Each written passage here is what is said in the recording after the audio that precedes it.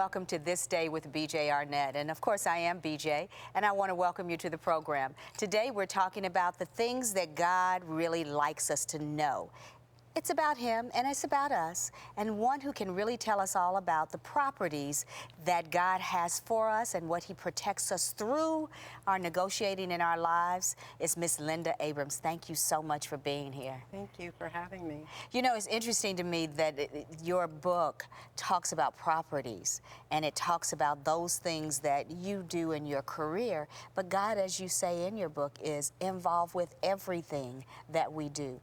Talk to us about the inspiration for the book. Why did you put pen to pad and make this happen? Well, you know, BJ, we live in a very chaotic world.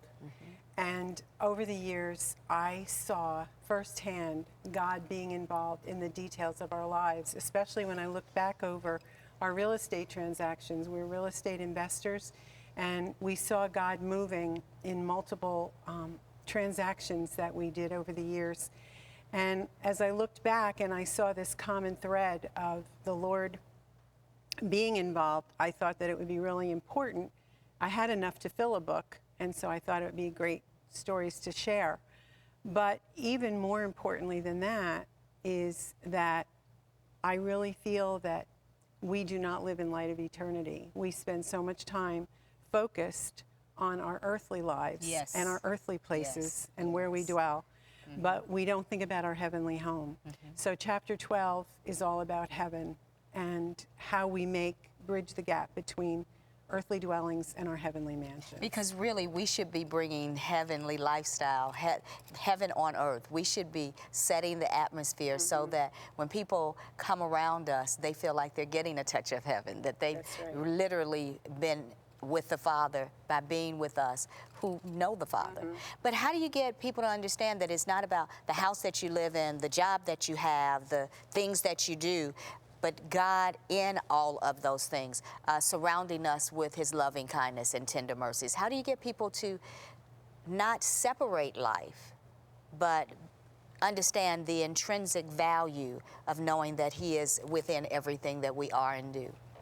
Well, one of the things that I've tried to do over the years is to share stories. People love stories. Yes, they do. And when you tell them a story, they are excited to hear it. And one of the stories I tell in Properties is about a time when my husband and I were praying for a free place to live. Now, a free place to live is pretty unusual, but we didn't have very much money, and we desperately needed it. And he was about to enter a residency program at a hospital at the Jersey Shore, and my thought was that it was going to be like a superintendent's apartment where we would collect the rent and he would change light bulbs, but there was nothing available. And so I came home from checking on that, and my mother said, would you like to pray together? We had prayed before, but she said, let's pray now. She prayed, and as soon as we lifted our heads, she said, you know, there's a man from church that has a summer vacation place, and maybe it's near the hospital, and maybe they would rent it to you. Well, long story short, it was on the water, and when my mother called him, told him our whole sob story, and as mamas will tell it, won't they? And he came back, and he just put the phone down, talked to his wife, came back and said they can stay in it for the whole winter. And my mother said, well, how much rent would you like? And he said, they don't have to pay rent, just the utilities. And so that was the rent. And the next day his wife called and said, where are you going to live in the summer? I said, oh, we can live at my parents' house. She said, well, why don't you house sit our house up here while we're at the shore? So we had their big house for the summer and then their summer house for the winter. Stop it. Nobody does it like Daddy God. And not only that, oh my God, but the summer house was on the water. Stop it. It wasn't an apartment. No, you got me with that one already. On the water. See, for me, when you said the water, I was already done. Okay, what we got to do? But when you think about God's orchestration, your husband couldn't have put that together. You couldn't have put that together. Your mom couldn't have put it together. But here is what happened.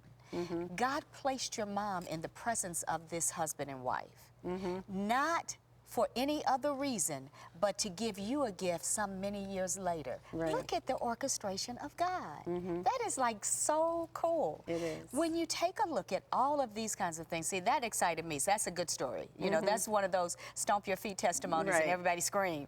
But when you take a look at all the things that he's done in order to allow you to not only be in this business, but your husband's in the medical profession.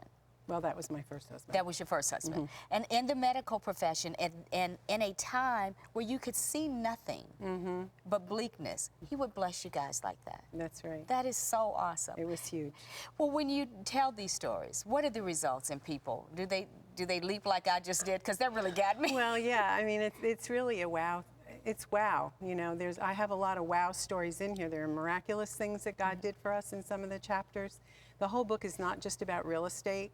I talk about blended families. I talk about divorce. I talk about aging parents, caring for them. All of which you have been through. And in different places that I lived, I was living that life.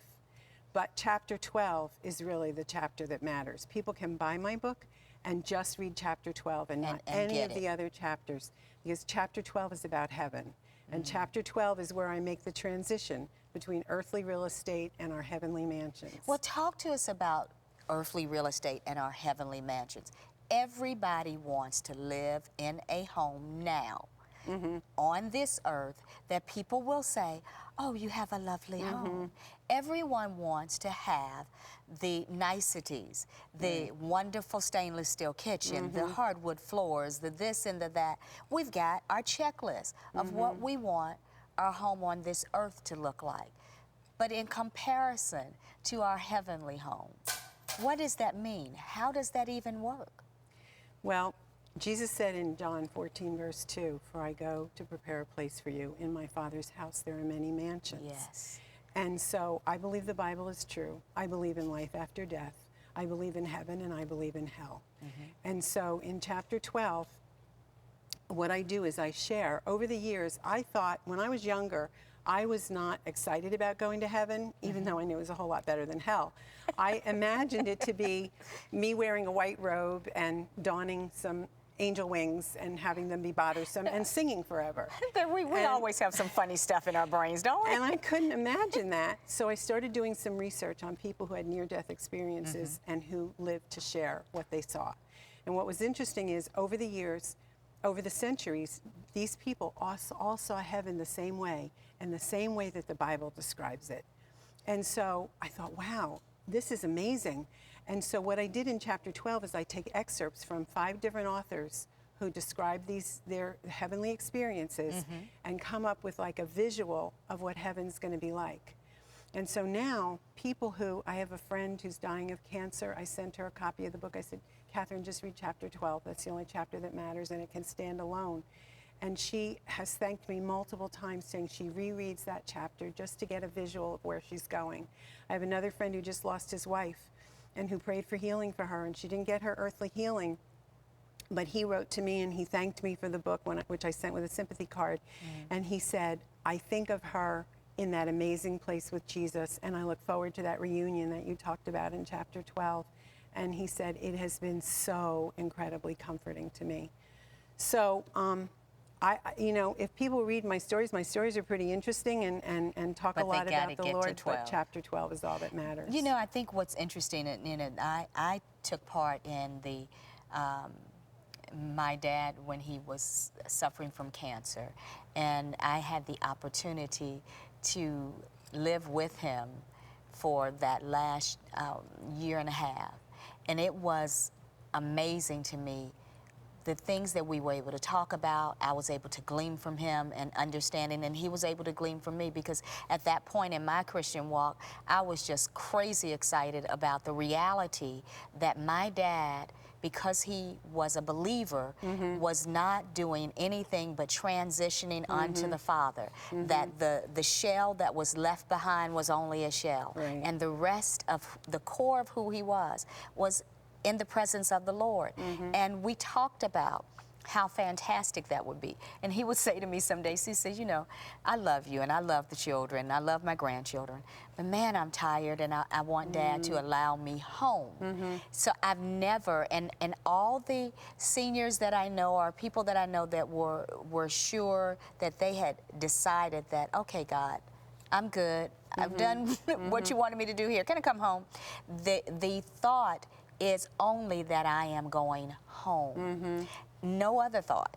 That's right. And that is a sweet transition. So instead of having a funeral, we had a celebration with dancers and artwork, and it was a party celebrating his life and his transition to sit at the right hand of the Father.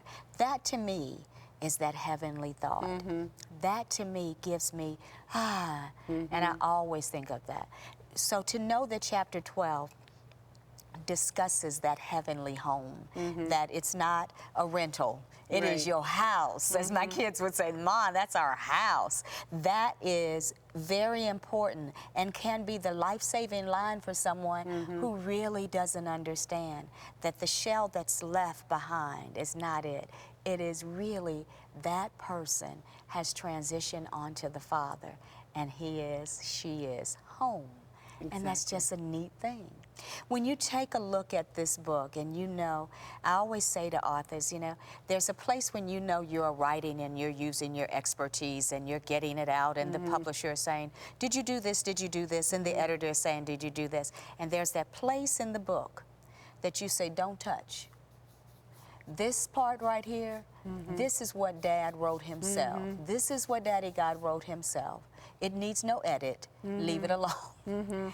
Would you say that that is your chapter 12? Yes, Absolutely. Yeah. And it also, for a non-believer, explains the plan of salvation. It explains why they need to accept Christ as their Savior, because He is really the way. Our good works will not get us there. Heavenly mansion. Yeah. And when people think that, I say to them, well, how would you ever know when you had done enough good works to get in? Right. When would your cup of good works be full? You could never know that. Never. But as believers, we can be sure of our salvation and assured that we have a heavenly mansion waiting for us. You know, not many people are blessed to live in the kinds of places I've lived in over the years, but that heavenly mansion is going to be 10 times, multiple times better than anything on earth. Yeah, it kind of blows it out of the water. Yeah. Yeah, you know, I put my imaginary glasses on sometime, and I sit back and I go, okay, all right, oh yeah, I see that, oh okay. I'm just really excited about the fact that I know that what I'm living here on this earth is wonderful, but words cannot describe. That's right. The heavenly home. And that's what all those authors say, that it's almost impossible for them to verbally share what they saw. I thank you so much. Thank you. It's been a pleasure. Thank you very Many much. blessings, Thank many, you. many blessings just from Daddy himself. Yeah, this is thanks. a wonderful, wonderful thought to spread to those who believe and those who want to. That's right. Thank you so much. Thank you, BJ. And I thank you guys. As always, this is This Day with BJ Arnett. I hope you make it a great day, because this day is really all about you.